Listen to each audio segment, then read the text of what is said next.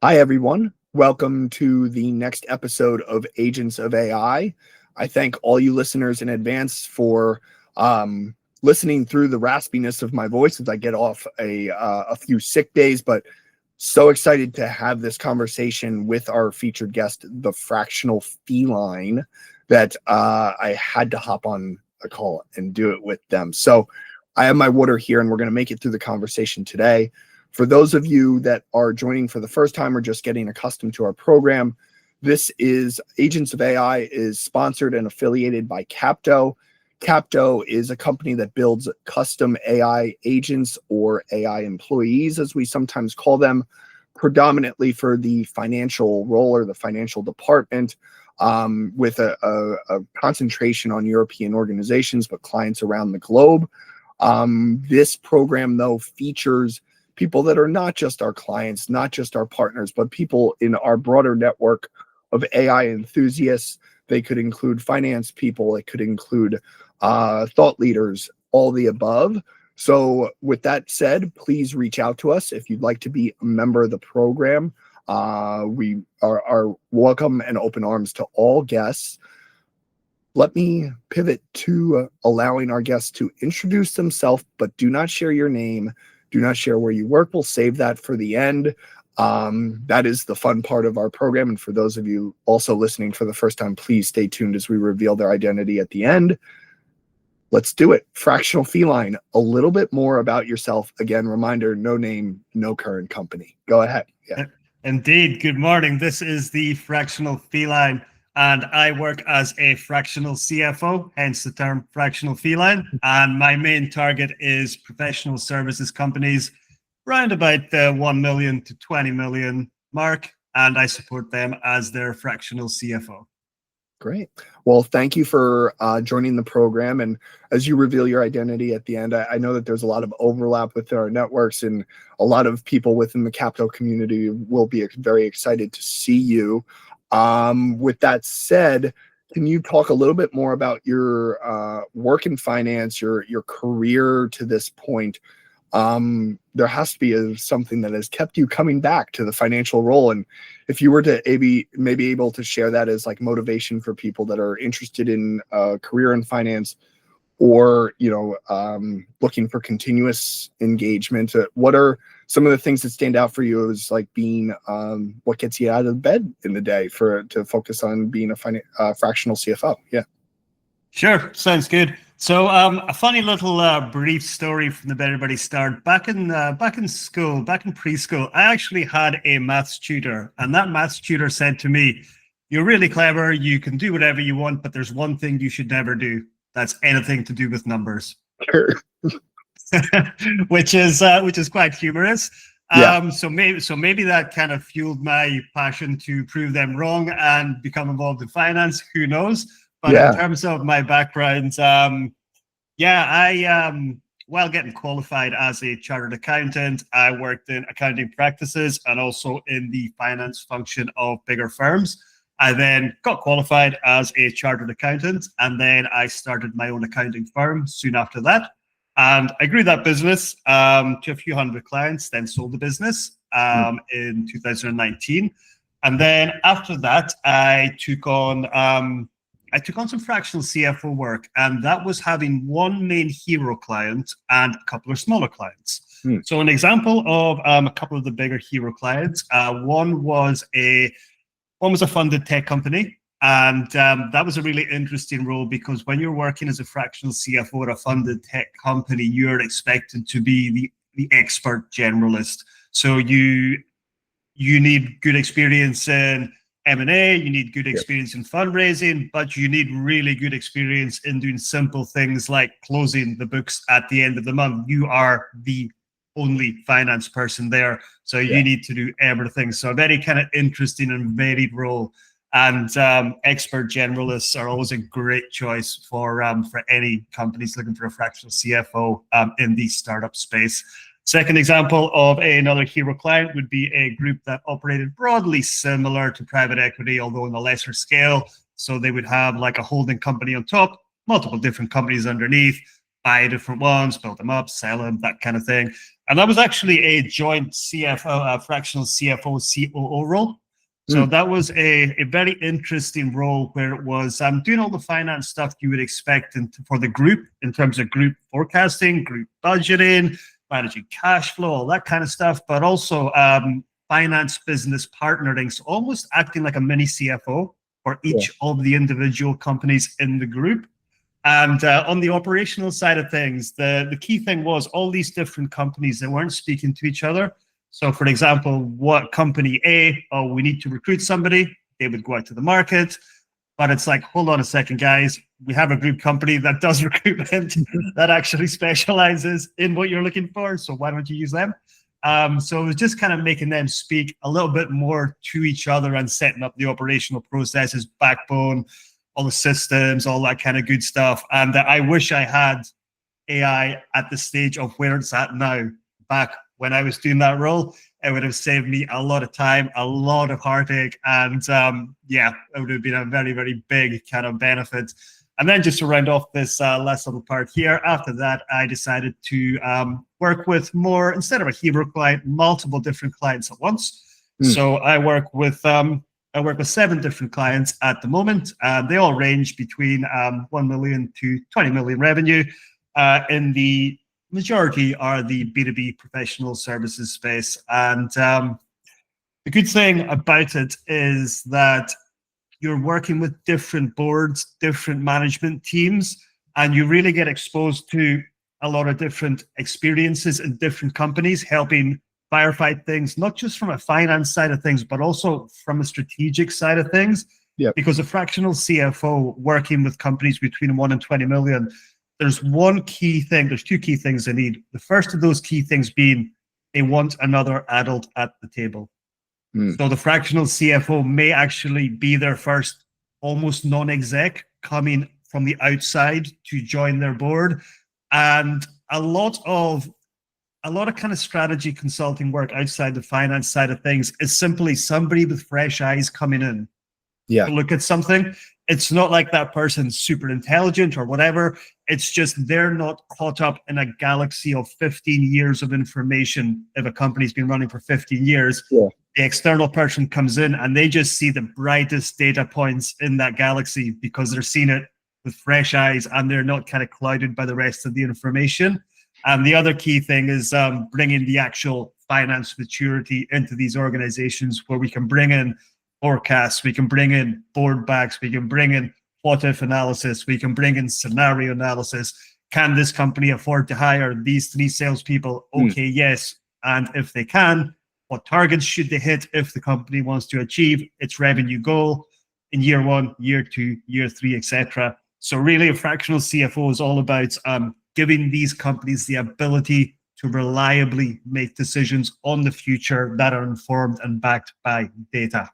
Very cool. And you've teed up a lot of my next questions here, so you're making my job really easy today. I appreciate that with the raspy voice. But if I can ask you that, you've mentioned a few things already that I think would satisfy this question.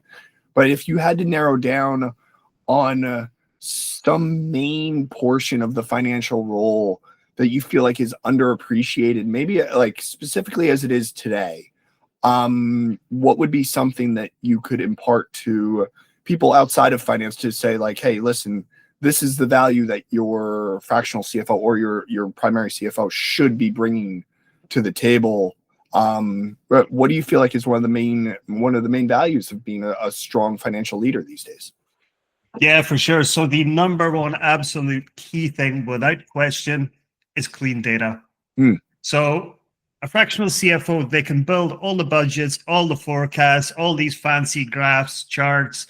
Oh, look, everything looks great. But unless the actual forecasts are backed by clean data to form the basis of the analysis, then the forecasts are just purely work of fiction. Forecasts are, of course, works of fiction, but you can increase the degree of accuracy for them. So linking directly back to the original question, the most underappreciated part of the finance function is having a good bookkeeper and getting that month end closed properly, getting your P&L fully reconciled properly, your balance sheet fully reconciled properly, having a solid chart of accounts where the business can actually make decisions and use that data to forecast forward. I will give you an example. Month one of every single client engagement I have is data cleanup without fail.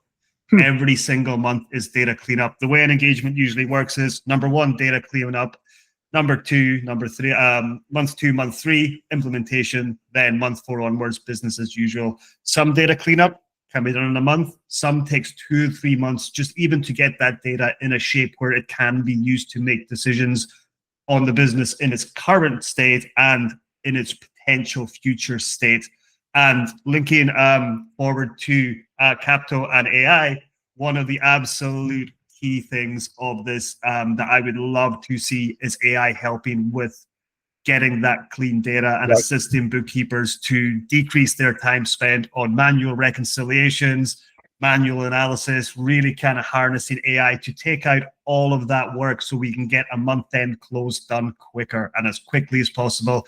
Makes the bookkeepers' lives easier, makes the accountants' lives easier, and most importantly for the fractional feline, it makes his life easier.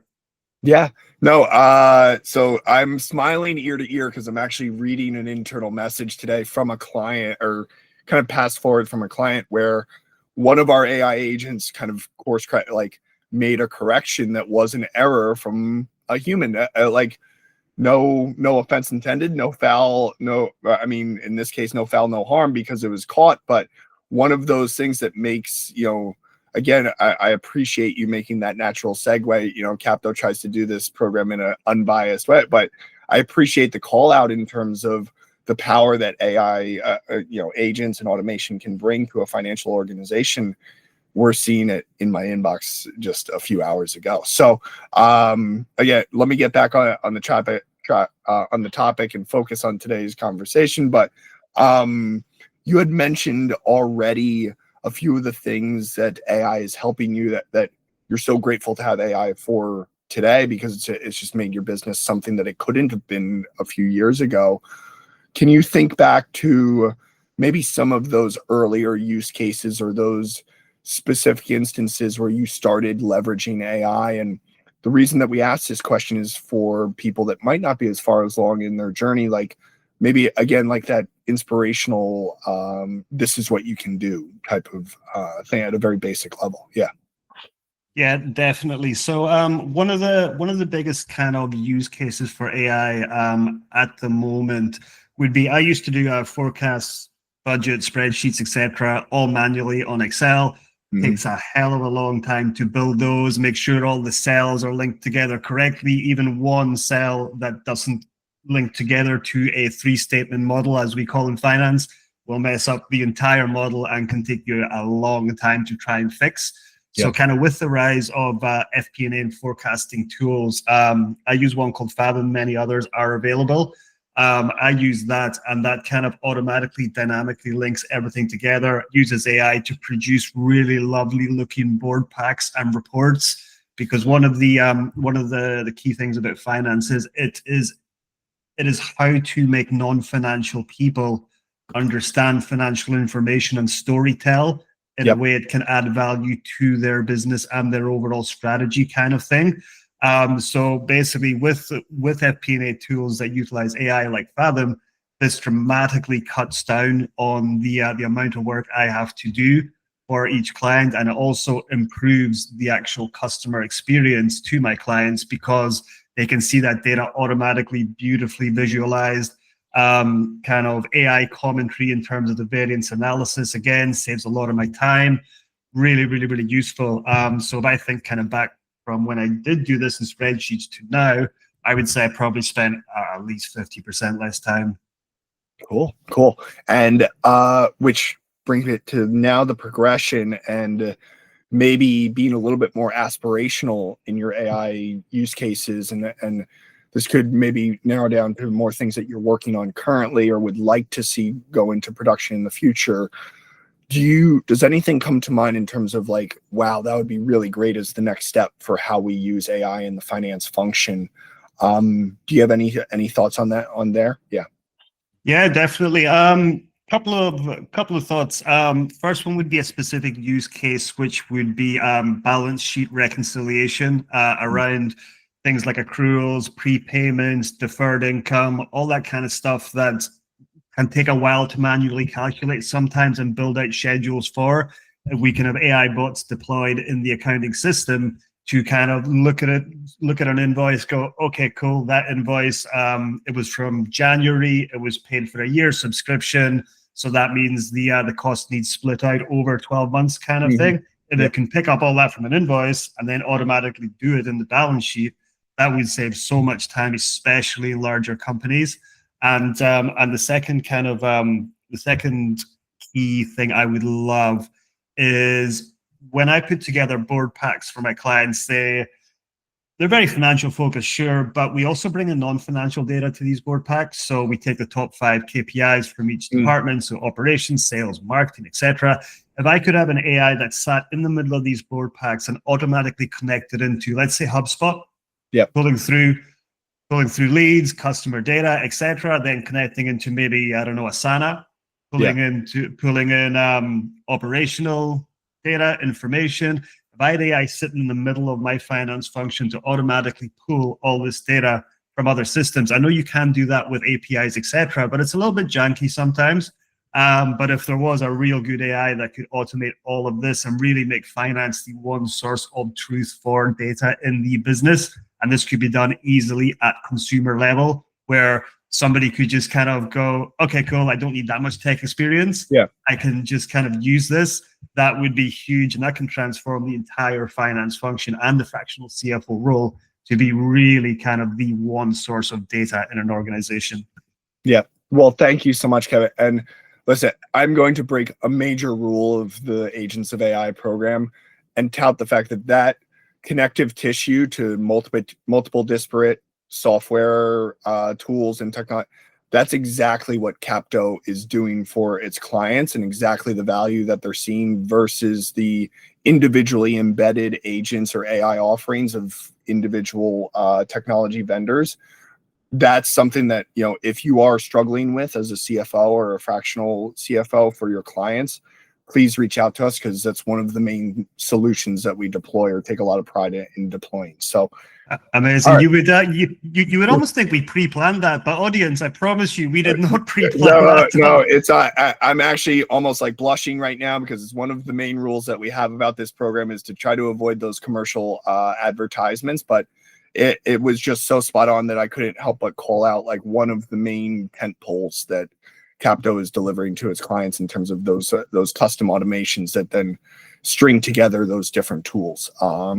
So, all right, let's bring it back to the guardrails of the conversation, which is we have a final question: advice, resources, tools that you would suggest, motivation for people in the finance role that maybe are listening to this call and saying like, wow, I have a lot of learning to do, or like I have a lot of catching up to do. What would you impart upon them? Yeah. The number one resource for any aspiring CFO or finance professional, in my opinion, is a newsletter called the Secret CFO newsletter. Cool. I have no affiliation with that at all. It is the best content if you want to level up and really kind of get into the more CFO role and understand how things operate. Absolutely fantastic resource. And there's a couple of years of back issues of content. That is the number one best piece of information you can possibly find in terms of how to think like a CFO. And it really goes into detail, roadmaps, playbooks, etc. Completely free, doesn't cost a thing. Best source of information, hands down. Love those recommendations. Okay. Most fun part of the program, we get to reveal your identity. So I'll do kind of like a fake little drum roll here. And what you're going to do, Fractional Feline, is navigate back to your backgrounds and effects settings and just simply click off. And it should show who you are. Cool. The Fractional Feline shall just do that now. Hey. Hello. Hello. I'm the Fractional Feline. It's nice to meet you, real person behind the Fractional Feline. The tradition here is that I don't say your name or where you work. You have that honor, and take it away. much appreciation for sharing the program and all that you shared through the course of the discussion. Go ahead. Sure, you're welcome. Thanks very much for the invite too. Yeah, my name is Kevin Steele, and I run a fractional CFO firm called Clarendon Finance and Strategy. If you want to check out where I post and stuff, LinkedIn is the best place. LinkedIn.com/KevSteele84, and my YouTube as well, Kevin Steele CFO. Cool. Like it, subscribe to it, all good.